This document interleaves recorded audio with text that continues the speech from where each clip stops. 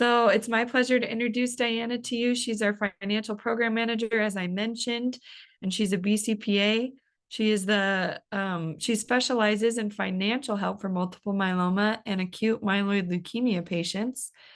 As a professional financial advisor and former caregiver of her husband who was diagnosed with multiple myeloma, Diahanna perfectly understands the financial issues facing cancer patients. And if you had a minute to listen to that video that I played before we got started today, you heard, her passion for doing this and why she decided to get into this field.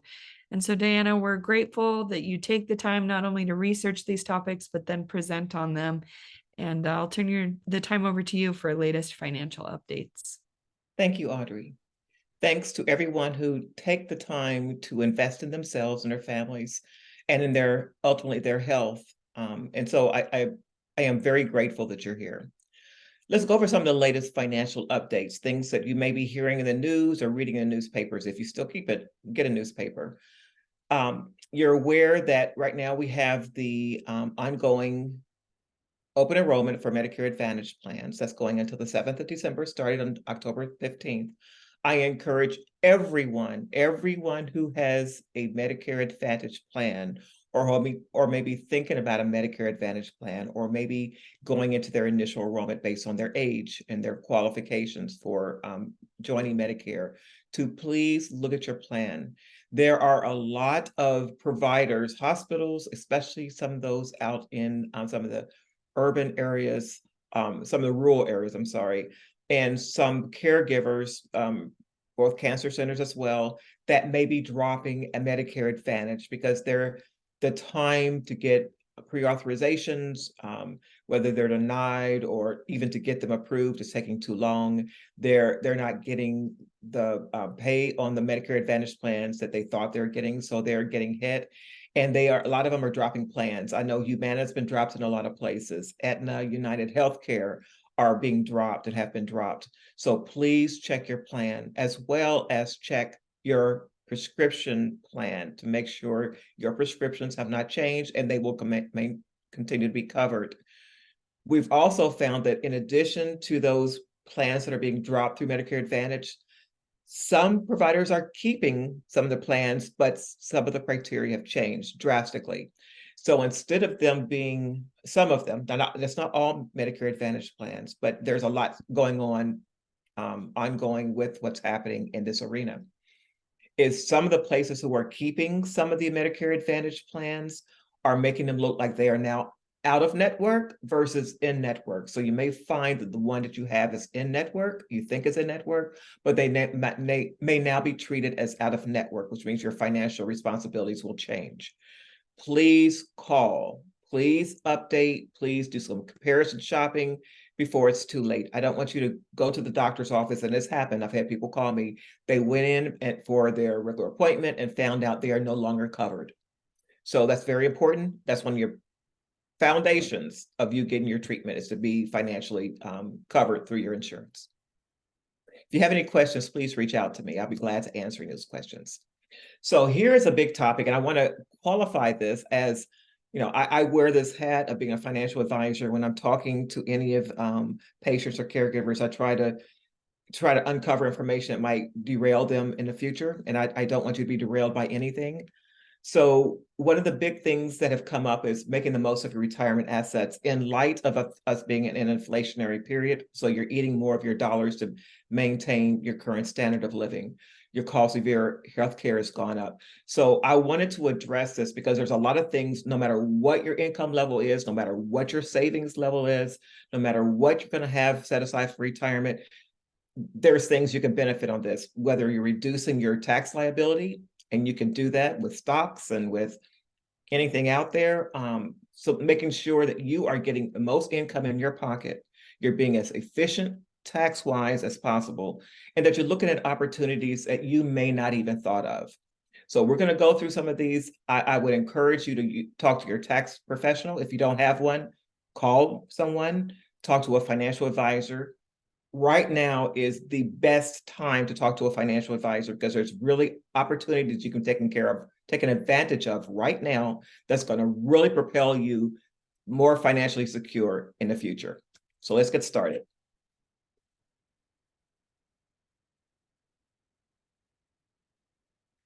So why is it important right now?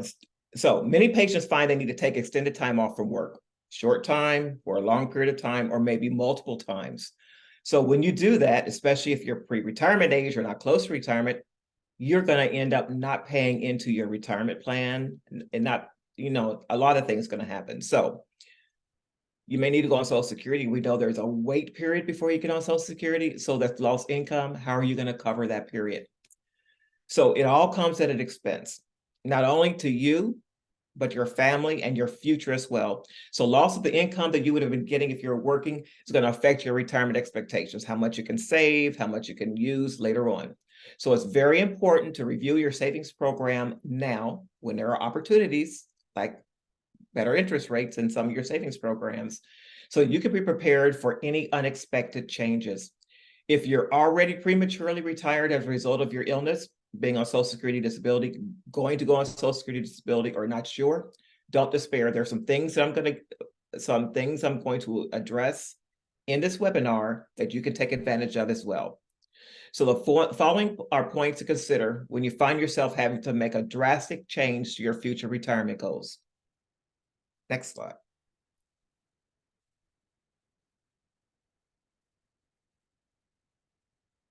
So we need to understand how illness can affect your current and future income needs and your savings programs. So there's a host of things you need to consider. So are you going to lose income from staying off of work short period of time or long period of time? Are you going to be able to continue your current insurance program, or are you going to look at COBRA, which costs a lot more, or are you going to look at exchange program? Are you going to still be able to save for retirement if you leave work early due to illness? Chances are that's one of the first places that get cut, because if you're no longer working, where is the money going to come to for your retirement? Or conversely, are you going to have to go into your retirement savings prior to retirement in order to meet your current expenses? Are the cost of your treatment still going to be covered without exhausting or spending down retirement savings? Whether it's going to a retirement savings early, you get penalties as a result of that. And you have to pay taxes on everything you take out. If you're married, will your spouse still continue to work and save for retirement while you are off work? Or conversely, is your spouse going to stop working to be a caregiver to you?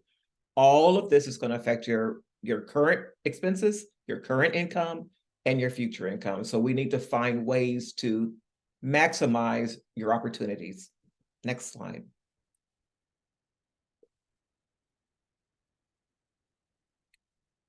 So have you saved enough to maintain the lifestyle you currently have? There's going to be some numbers I'm going to be throwing out later that might be shocking, but it's very important. And I know a lot of people, when they get their retirement savings programs or their statements in the mail, they don't even open them up because they're scared to look. They hear what's going on in the economy, but you got to understand, if you don't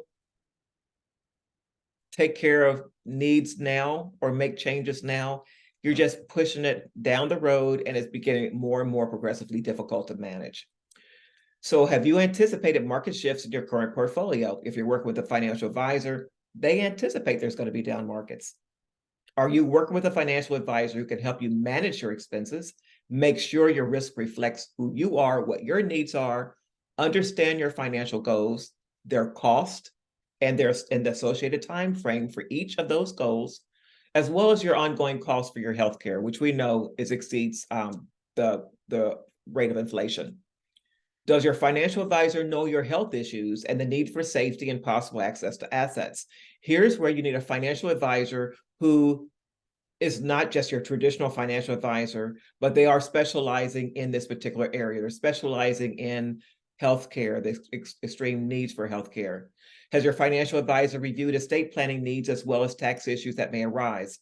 Unfortunately, this is true across the board with anyone in healthcare or anyone in the financial industry. Unless you are a estate planning attorney, very few advisors will talk about their estate plans. This is huge. I mean, you're losing not only current opportunities, but you're losing on opportunities to protect your family. Have they reviewed annually you and your spouse's insurance programs, employer benefits? Because if something happens, changes with one person, one spouse, the other person is going to be affected, and you maybe need to look at insurance programs for either one or outside of the private programs. Next slide.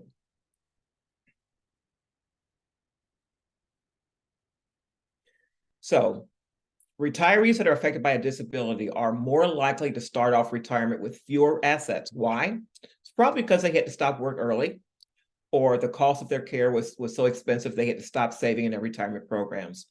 So as a result, the values of your household assets can be significantly lower than non-disabled retirees. So here's some staggering statistics, and these numbers never ever get better. I wish they did, but they don't. 1 in 3 Americans aged 65 or older have at least one disability. Now, we know during the COVID period, there were, we understood there was comorbidities, that people had multiple comorbidities, and that has not changed. So consider the ramifications on the possible inability to continue to earn a living prior to the age of 65, as well as continue to save for retirement as a result of the disability or any other needs you may have. So add on that other possible burden of a spouse having to leave work early to be a caregiver. Maybe not even a spouse, maybe an adult child who's now having to stop their work or may need to stop their work to assist you. That means they are now affecting their future needs as well. So this affects many aspects of retirement, from preparedness to debt levels and monthly spending. And it's very important to look at your entire, I would say, your life goals, or how you want to live based on what assets you have in order to do what you need to do and what you want to do. Next slide.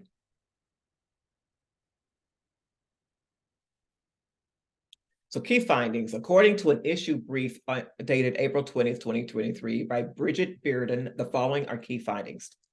More than half, or 61%, of disability-affected retirees said they saved less than what's needed for retirement, as compared to 41% of non-disability affected retirees. There's still non-disability affected retirees who are affected as well. Disability affected retirees were more likely to start off retirement with fewer assets and subsequently have lower median average values of household financial assets than non-disability affected retirees. In fact, non-disability affected retirees have 2.3 times the average current assets of disability affected retirees. So disability affected retirees are less likely to report that they have an easily manageable level of debt, which means it's probably unmanageable, right? And more likely to report all having debt outstanding across all types of debt as compared to non-disability affected retirees. And that would include credit cards, medical debt, home debt, automobile, things like that. Their debt is generally higher. And unfortunately, they usually have less income to take care of that debt or those expenses. So here's an area that I think a lot of disability affected retirees can make a significant impact on their personal finances, especially debt. The less debt you have, the less money you have going out to take care of that debt, right? The less stress you'll have if you take care of that debt. So look at debt consolidation and hospital charity programs. A lot of people forget they're out there. Charity programs does not mean they're necessarily giving you money or writing off debt, but they have payment plans that you can participate in without affecting your credit or affecting your ability to continue to get care at those facilities. So we can look at ways to reduce discretionary spending. I know discretionary for people mean different things, but on the financial side, on the real world side, discretionary spending is when you have money and you don't worry about where it's going. It's not set aside for, I have to pay the electric bill, I have to pay my mortgage. It is money that you usually have and it goes and you never think about where it's going. That's discretionary spending. When you start thinking about that discretionary spending and where that money is going, you're more apt to realize, oh, I could be doing something better with this money, reducing my debt, reducing medical bills, saving for emergency funding, all of these things, and you'll be more in line with making sure you're going to be more financially secure. So that's especially important in an inflationary economic environment that we are in now, because a lot of your money is you're spending more on the things that you have to do than you normally would. So your money's being used up quickly. Next slide.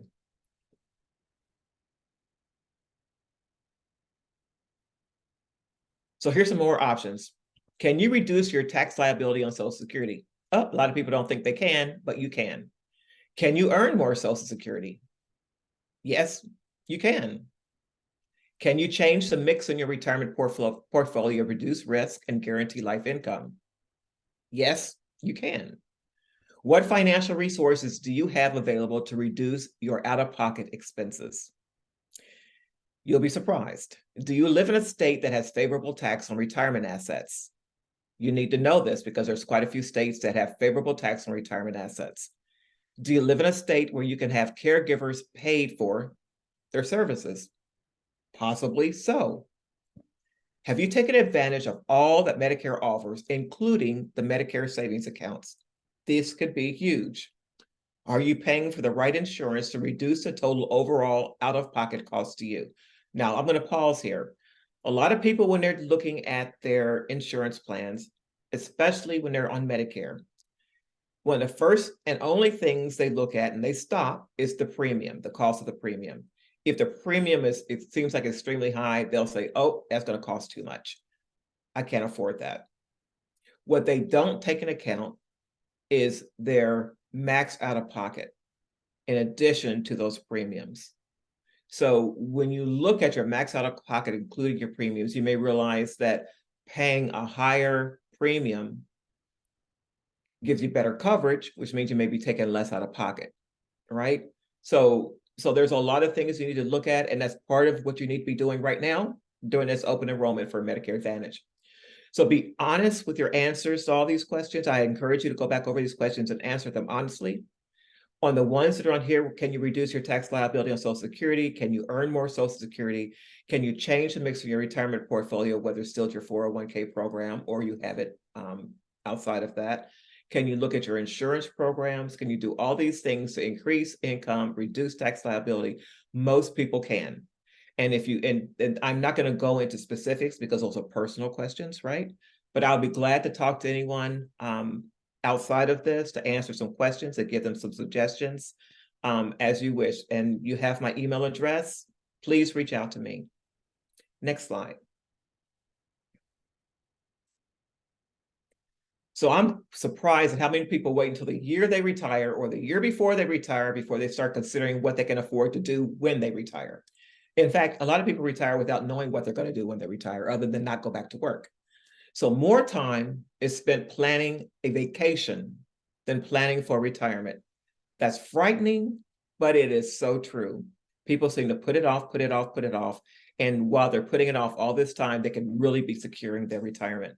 Even in light of having a surprising illness that comes and takes over or seems to be prevalent in their lives. So there's a lot you can do to prepare, anticipate an illness, and plan accordingly. That means no planning for how inflation can affect your savings, how taxes on retirement income can affect income, and even more importantly, how the ongoing rise of the cost of healthcare can and will affect your retirement assets. People don't take that in consideration.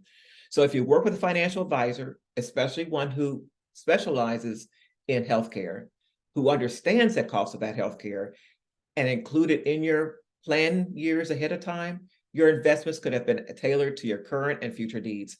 Even if you plan to retire in 5 years or more, planning now can possibly boost savings, reduce risk to portfolio, and possibly allow you to have guaranteed income for life, no matter how long you live, and protect income for your family. So there's a lot, even if you are retired now, there's a lot you can still do. Next slide.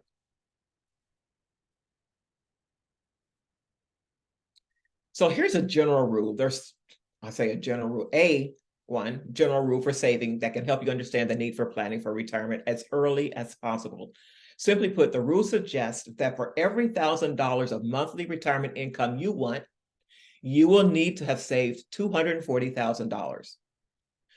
So that goes to reason that if you want $4,000 a month in retirement income, you will need to have saved $1 million. Frightening, right?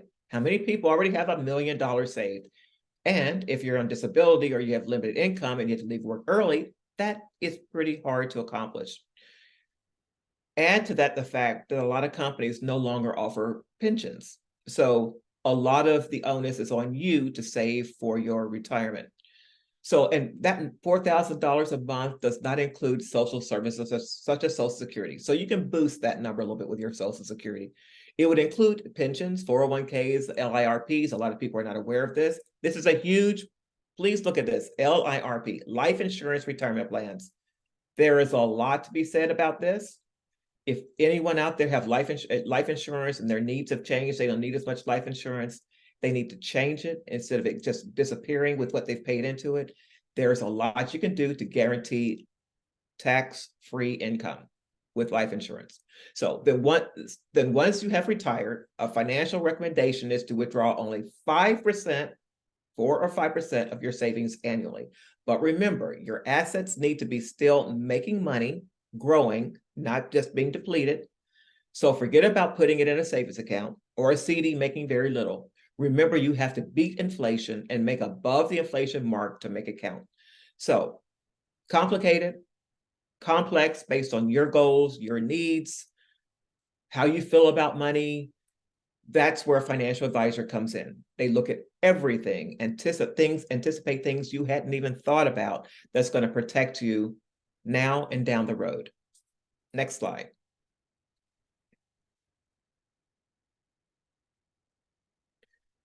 So when you start planning, you need to think from a global perspective as financial advisors, and that's what I do. This means consider what you'll be spending your money on now and in retirement. Put a dollar amount on that. If you're going to travel more, where is that travel going to be? If you needed additional things done to your house, if you want to stay there, what is the cost to be done to your house? Are you going to need a car in the future? Some people say at age 65, 60 or 65, I bought my final car. Have you? Is that car going to last another 20 years? You know, there's things that you need to really consider when you're doing a plan. Assign a dollar to each goal or activity as well as a stop time, because, for instance, your house is going to be paid off. Let's say your house is going to be paid off in 15 years. That's money that you can now put toward some other goals. So how much do you expect everything to cost? And like I said, vacations. What do you have in assets right now, and what can you change, like add to savings? What will your tax liability with your assets look like when you retire? You can change those things right now. You can be more tax efficient. Can you make changes now to reduce your tax liability? Yes, you can. What debts will be paid off when you retire? Paying off debt can result in more income in your pocket for you. Does your portfolio take into account possible down markets we're in right now? Does it take into account being in a position to take advantage of when the market goes up? Do you have a financial responsibility for anyone else? That's huge.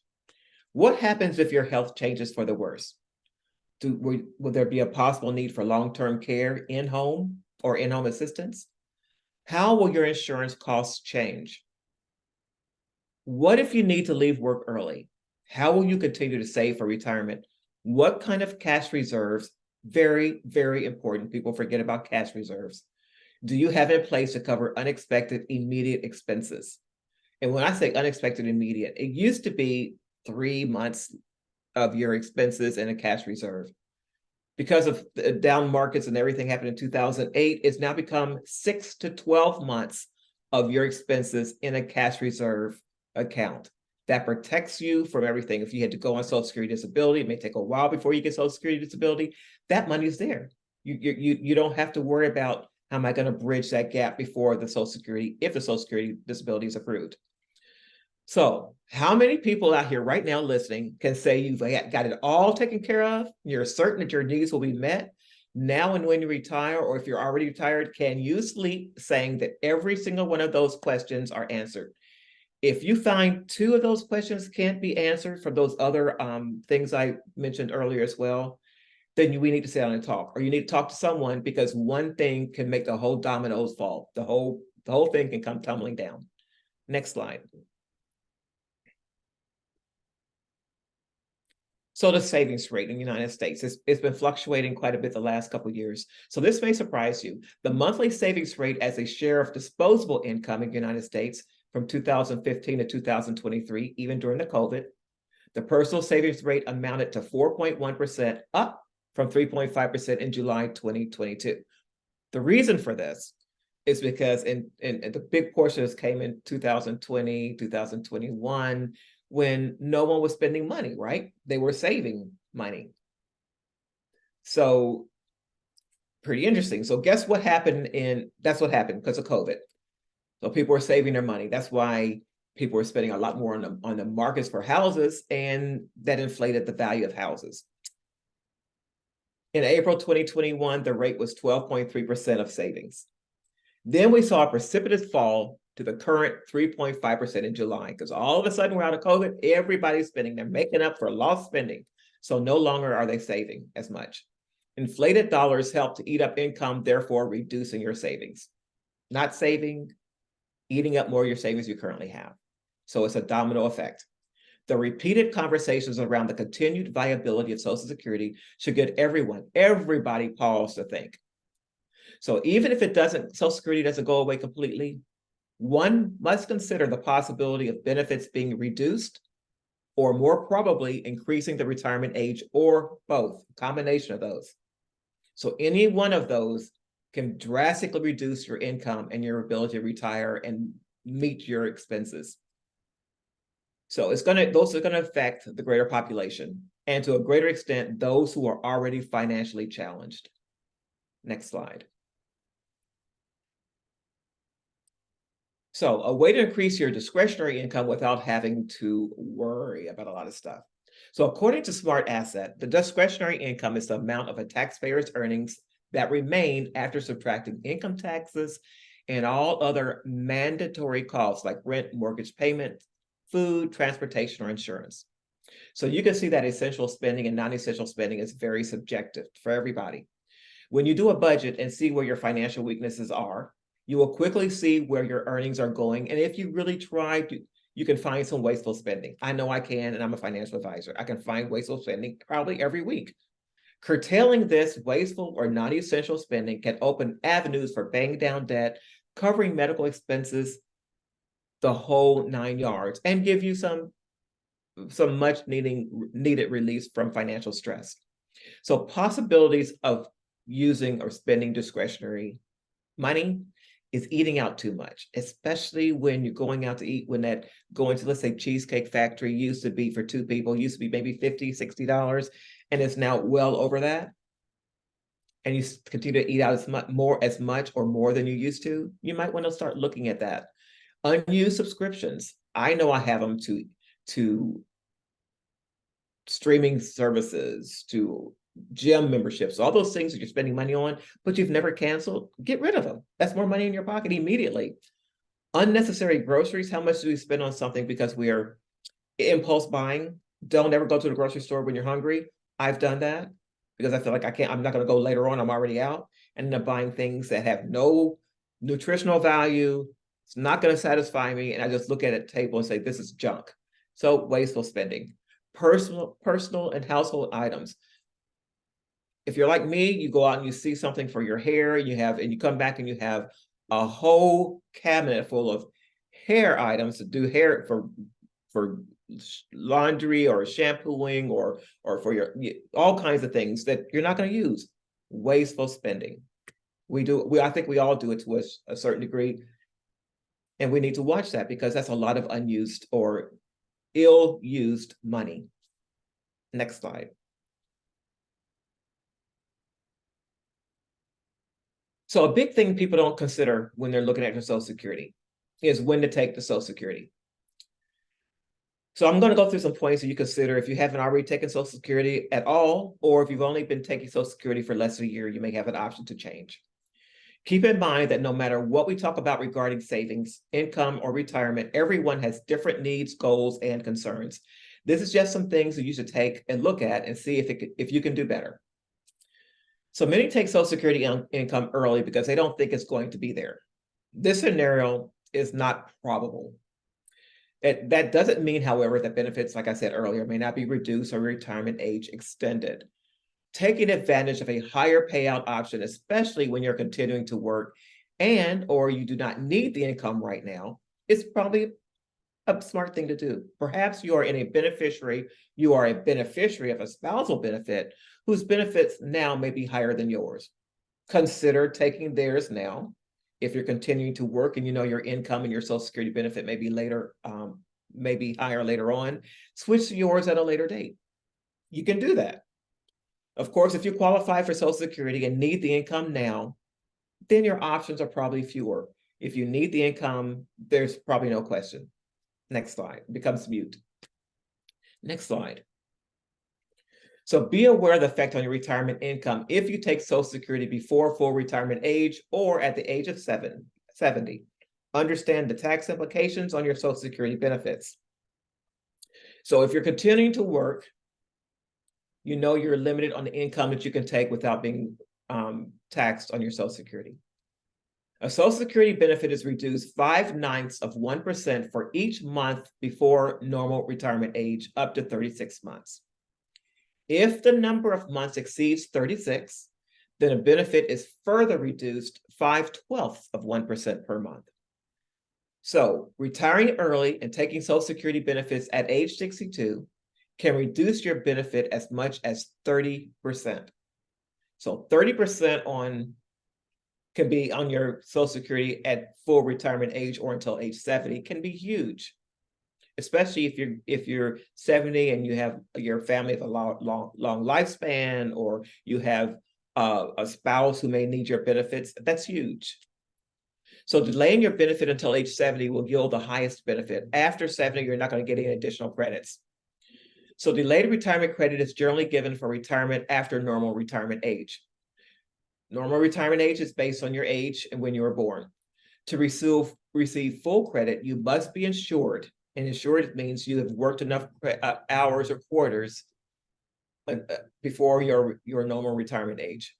Insured means you need at least 1/4 of coverage for each calendar year after you turn 21 and the earliest of the following, the year you die or the year you reach retirement age.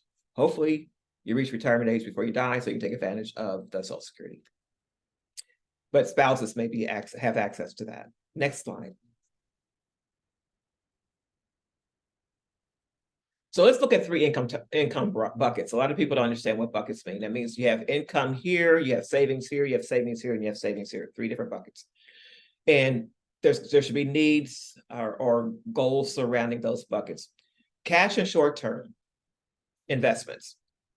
This bucket should hold the money you need to cover your expenses for the next 2 to 3 years. These funds should be easily accessible if you need to go get it because your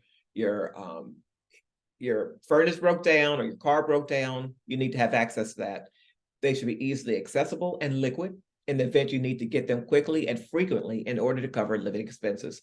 For example, in the event of a job loss, or a medical emergency, could be some of those things as well. It would include savings accounts, money market funds, and short-term bond funds. These are low-risk investments which should provide a reliable source of income. Because they are low risk, for the returns are modest, but they provide some stability. Everybody should have this bucket. The next slide.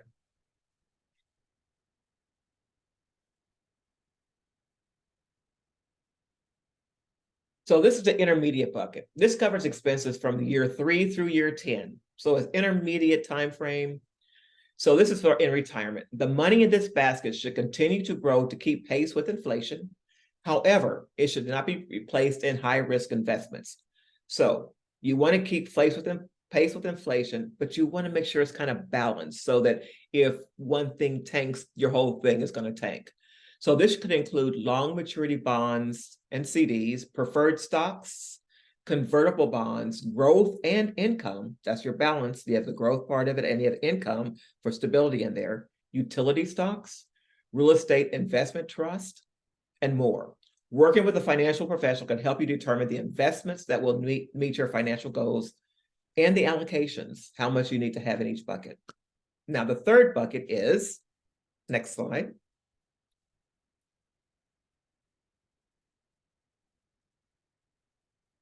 Your long-term bucket. So this bucket is a bucket of investments that should mimic historical market returns. By historical market returns, we're talking about the stock market. This bucket should grow your nest egg more than inflation. So if inflation, we know it was high here recently, if inflation is at 6 or 7%, you're just if you only earn 6% on your investments and consider you probably have to pay taxes on it, you're actually below what you need to make. So you need to have them beat inflation while allowing you to refill your immediate and intermediate buckets, which means you're feeding from the third bucket into your second bucket and overflowing into your first bucket. So your first bucket will always have your emergency funds, your short-term needs there, and then you'll also be putting money into your intermediate bucket so you continue to have things filling up. So the long-term investments are invested in riskier assets that may be more volatile in the short term, but have the growth potential over 10 years or more. So this is where you're going to look at large growth stocks, large growth mutual funds, those kind of things that's going to, with the potential to have really good growth. So the investments in this bucket would generally include long-term investments such as growth funds, annuities, stocks, etc.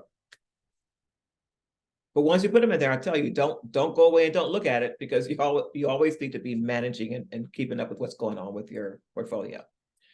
So let's just talk about options for accessing your retirement funds. If you have a 401k and you or annuity with or some kind of pension plan, and they have you to withdraw money, what is going to be the advantages and disadvantages of doing that? So the advantages of withdrawing retirement funds as assets available for current expenses is an advantage. Certain assets may be eligible for net unrealized appreciation tax treatment when distributed from an employer plan, such as stocks, highly appreciated stocks. That is huge. If you work for a company, like a lot of people work for UPS or Ford, and they bought a lot of the company's stock, and the company's stock has appreciated significantly, you need to look at the net unrealized appreciation tax treatment options that you have. Some of the disadvantage of taking money out in a lump sum is your distribution is subject to an immediate 20% federal tax withholding, plus applicable state taxes, and possibly a 10% early withdrawing penalty if you're under age 59 when you take it out. Or under 55 and separated from service, many owe additional taxes at filing. And you also lose potential for tax-deferred growth.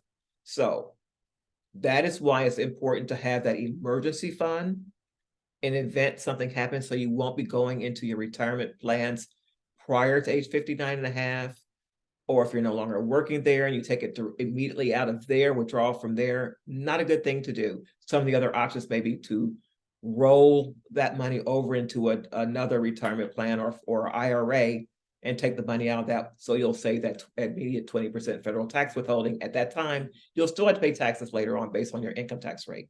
Next slide.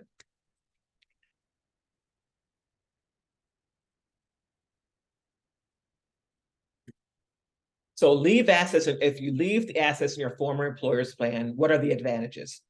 You preserve your tax-deferred compounding and growth potential. You postpone any tax payments. Typically, no fee for investment transactions if you buy or sell within your 401k plan. You have broad creditor protection, which means when it's in a 401k plan at your employer, then your creditors cannot get to that, no matter how much money you have in there. You retain future distribution choices as to where you want to take it out, if you want to roll it over into another employer plan, or if you want to roll it into an individual IRA. You have a lot of future distribution choices.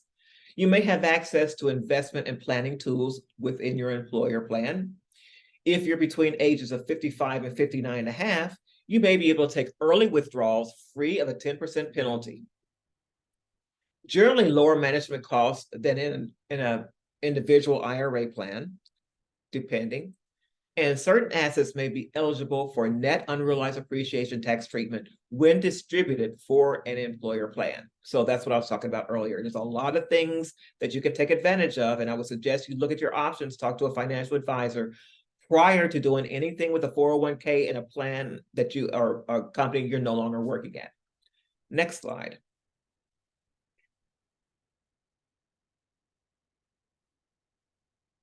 So some of the disadvantages, you may have limited investment choices. If employer plans, there's a cost associated with them. So the more investment choices, usually the more cost is going to be associated to that employer. So you may have 15, 20, 25 choices, but within that plan. If you're outside that plan in your own IRA, the world's available to you. There's no limits on a lot of things that you can do. You cannot make new contributions or take out loans if you're leaving assets in an employer plan and you're no longer working for them. You may have to move the IRA if assets values are under $5,000. A lot of plans, because there's a cost associated with each participant, they have a dollar amount to have that plan in place. So if your dollar amount's under $5,000, it's not cost effective for the employer. You may be required to move that out. Plan rules on distribution and beneficiary distribution may be restrictive. Access to investment and planning tools may be restrictive if you're no longer with them. Required minimum distribution beginning at age 72, age 73 in 2024, and 75 in years 2033. That gives you ability to push out taking money out of your IRA, qualified plans, 401ks, qualified pension plans, so you don't have to take them out if you don't need that income. And so you push back having to pay taxes. There may be associated fees for each distribution from an employer plan. As long as you keep it there and you're taking it out of the employer plan, there's going to be a fee attached to it. So that's a disadvantage. Next slide.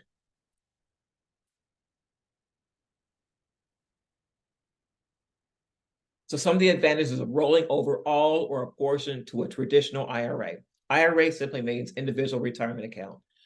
No taxes or early withdrawal of 10% penalty incurred for a direct rollover. That means coming from your employer plan to the IRA to it, where you choose to do that.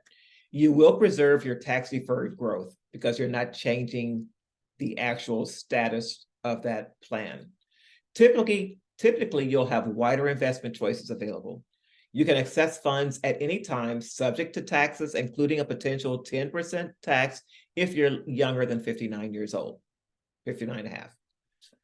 More flexibility with naming non-spouse beneficiary. So a lot of employer plans, when you name a beneficiary in your 401ks, a spouse has to sign off on that they are giving up their rights as beneficiary.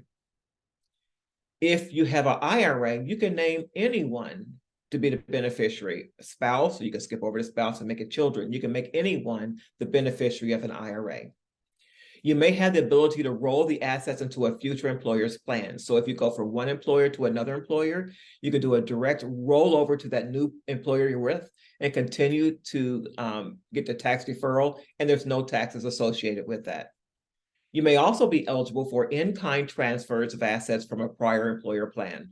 So if one employer and another employer have some of the similar assets, you can directly transfer those into some of the same assets, or they will accept some of those in-kind transfers without having to sell out and buy again. Next slide.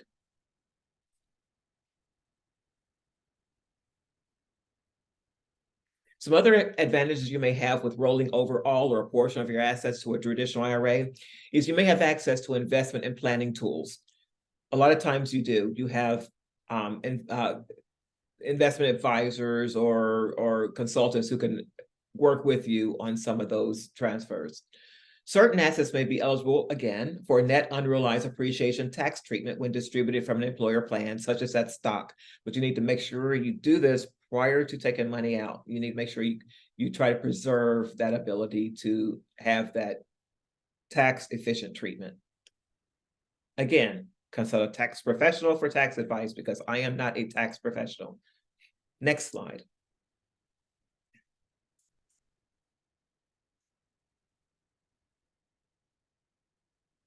So some of the disadvantages of rolling over all or a portion of your assets to a traditional IRA. You give up certain tax treatment for employer stock. You eliminate opportunity or early withdrawal without the 10% additional tax if separated from service at age 55 and not yet 59 and a half. So your income taxes will be due if you take it out. Loans are not permitted from an IRA. They are considered withdrawals, and you may have penalties based on your age, and you will be paying taxes or whatever was taken out. Protection from creditors in bankruptcy only. So if you file bankruptcy, you may be protected from creditors in that IRA. If you are still in your 401k, you are protected from creditors, even in a bankruptcy. So possible higher fees, planning fees, management fees may be associated with a traditional IRA versus what's in your 401k. Required minimum distributions, again, begins at age 72, age 73, and 2024, and then later on in 2030 at older age in 2033. Additional fees such as transfer fees should be considered prior to moving assets. Generally, that's not a lot, but a lot of people are not told about it. You should be told about any kind of fees that you may be incurring as a result of a transfer or rollover before you do it. Next slide.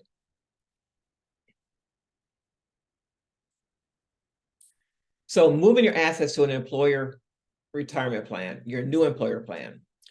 Some of the advantages of this is you avoid immediate taxes and 10% early withdrawal, additional tax when in a direct rollover.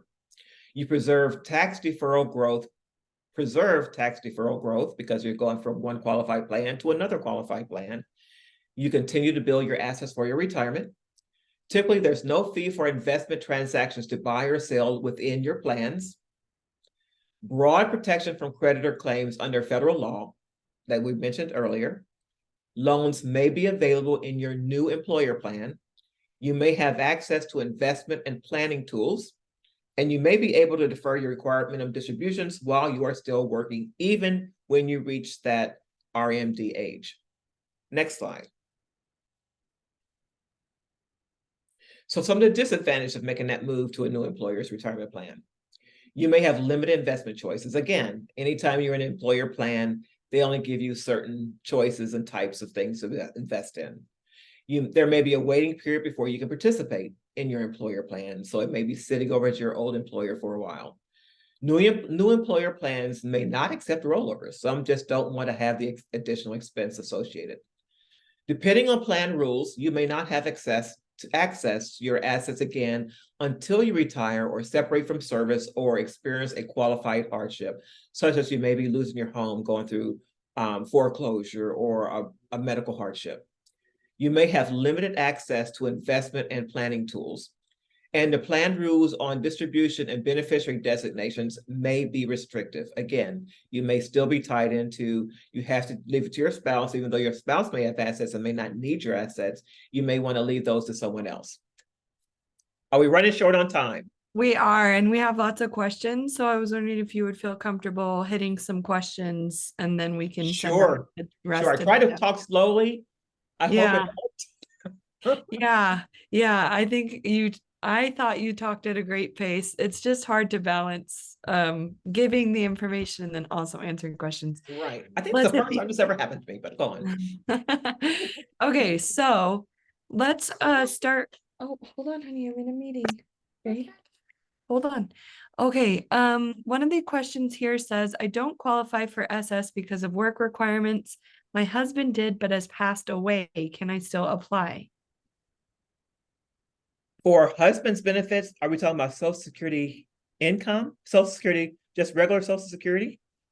If it's regular Social Security and your husband is deceased and he has Social Security, then you do have access to spousal benefits.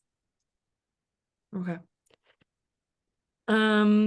Is there any Part D plan that covers Revlimid at an affordable price? I'm retiring this month and I'm shocked at the copays.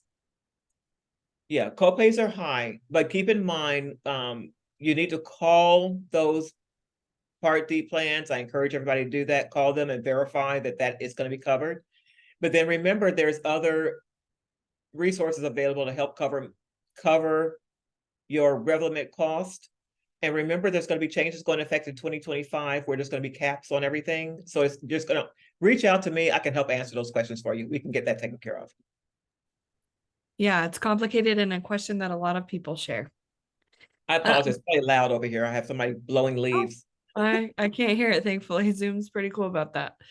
Ken is saying, can you comment on Medicare Advantage plans versus traditional Medicare with the supplement? I think that's a bigger webinar, but again, it's something that he can connect with the financial coach about and get more Okay, information. if you have Medicare traditional Part A and Part B, and in your first year or when you're first eligible to sign up for Medicare, you can get the Medicare or supplemental Medigap plan.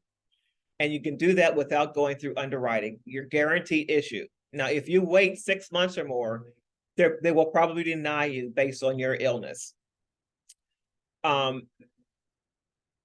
Medigap can be accepted anywhere in the country, right? You can change Medigap plans at any time as long as you originally signed up for Medigap. Medicare Advantage, like I said, Medicare Advantage, you have HMO, PPOs. HMOs are generally if you have a serious or chronic illness, it's not the way to go.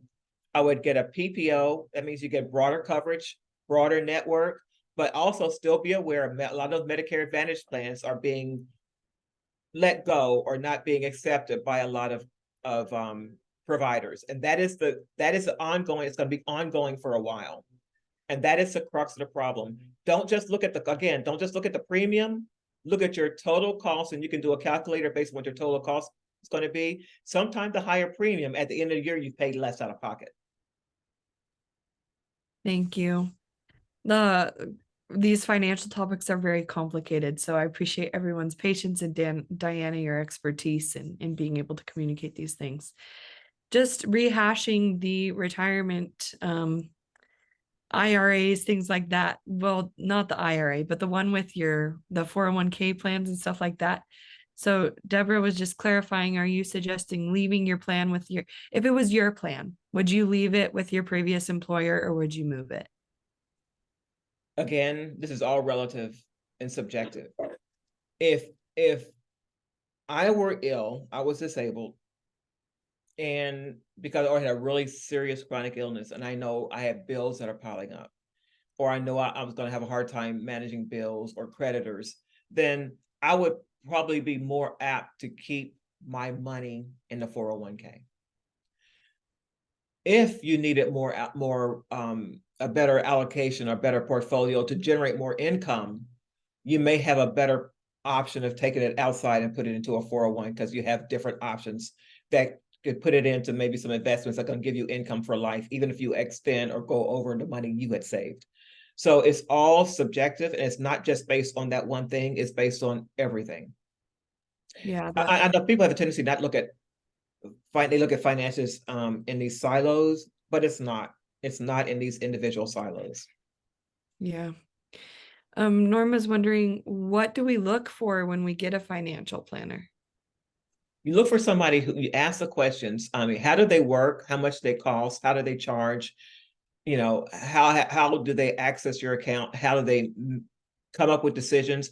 How involved are you in the decision-making process? And you should be completely involved. There should not be any discretionary trades or any discretionary accountability on that advisor. He should not be making decisions without you knowing about them or agreeing to them. And they need to have all of this stuff documented because you need to protect yourself. You can go into broker check and look at see if there's have been any issues with a broker. It's required to be documented there. Yeah. Let's hit these two more questions and then maybe jump back into one or two more slides if we have time. Okay. So Steve's wondering, this is a common question again, how can you pick a drug plan for next year if you don't know what meds you'll be on? Well, I was talking to someone about this yesterday. If you don't know what meds you're going to be on, you talk to your doctor of what they anticipated your next treatment plan would be and what the scenarios or changes around that could be. Because if you anticipate what medicines you might be on, you find yourself you're going to be covered if you choose accordingly. Yeah. That includes not just medicines, that includes if you end up doing stem cell transplant, if you end up doing CAR T, all those things, make sure you anticipate what available treatments may be upcoming, and then plan accordingly. Which, if your provider doesn't want to give you a next course of action, find a new provider. Thank you. Right. You always want to be prepared. And then last question here, I'm finding because of Medicare, I don't qualify for the grants and assistance programs. Is there a way to get around this? I don't know why you're not qualifying for grants or assistance programs. If you are looking for help for like a extremely expensive drug like Revlimid, and you're calling Bristol Myers, you need to let them know that you're under Medicare, but you're underinsured, and they'll transfer you to a different portion, a different part of the company that handles Medicare beneficiaries to help get their Revlimid treated. But when you're talking to like nonprofits like Leukemia Lymphoma Society, it doesn't matter if you're on Medicare. You may be at income levels that's not qualifying you for some of those. Awesome. Thank you. Okay, bud, we're almost done. Thanks also for the audience's patience today.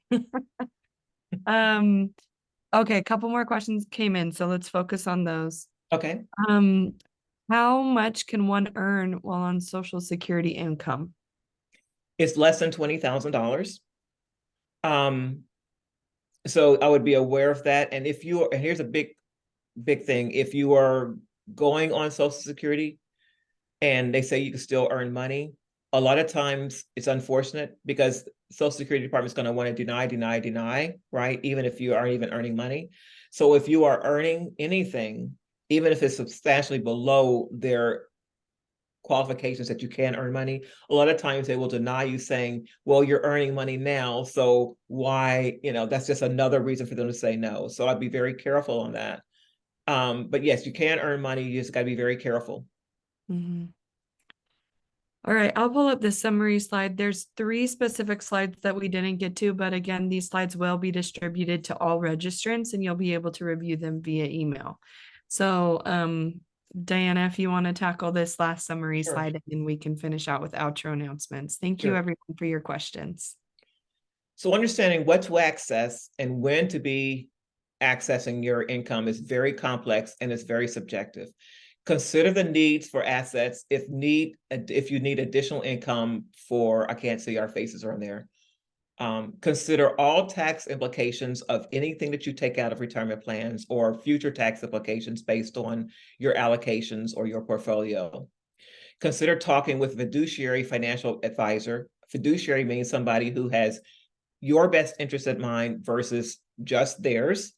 They're taking into consideration what your needs are now, anticipating what can happen to derail you, and they're taking into consideration not just you, but your family as well.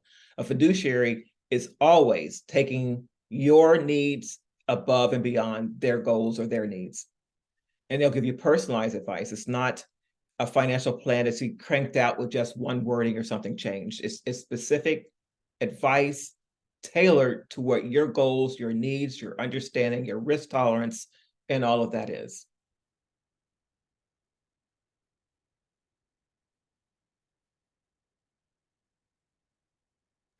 I was muted. I mute so that there's no background noise and then I forget to unmute. Thank you, Diana, for all of your preparation and research. And thank you again to our audience for providing excellent questions for the discussion. We're going to be meeting again on January 9th. We'll again continue the meeting of the first Tuesday of every month, unless there's a holiday, and then we'll adjust accordingly. Diana and I are currently working on topics based on your feedback. There's surveys that we ask you to take as you leave the Zoom meeting. And we look at those surveys and the potential topics that you would like to speak on. And based off of your suggestions, we come up with topics for the following webinars in the following year, et cetera. So just know that we value your input and your feedback. We would love you to continue taking those surveys, and we will come up with a 2024 plan and then adjust accordingly if we see any pressing issues that aren't being met. Other events that we have upcoming this Thursday, we have a Northeast Myeloma community meeting about stress and spirituality and how to manage your stress and tap into some mind-body exercises that can help you. On November 14th, we have our SoCal Myeloma Community Chapter. We're going to be discussing Thanksgiving and receiving, an opportunity to learn and share within our myeloma community. And then on Wednesday, the 15th at 1 p.m. Eastern is our newly diagnosed myeloma chapter.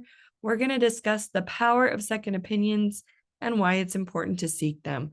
The link to sign up for any of these events and even more events that I didn't mention is found at the bottom of the slide and will be included in our follow-up email.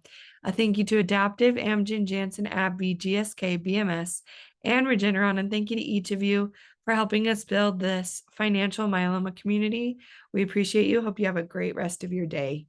Thank you, everyone. Take care. There's one more question about Diana's email. I'll just put that in really quickly. You can reach her on the coach website. So it's a free program that you can connect with her and then she can get in touch with you. So thank you, everyone. We appreciate you. Bye-bye.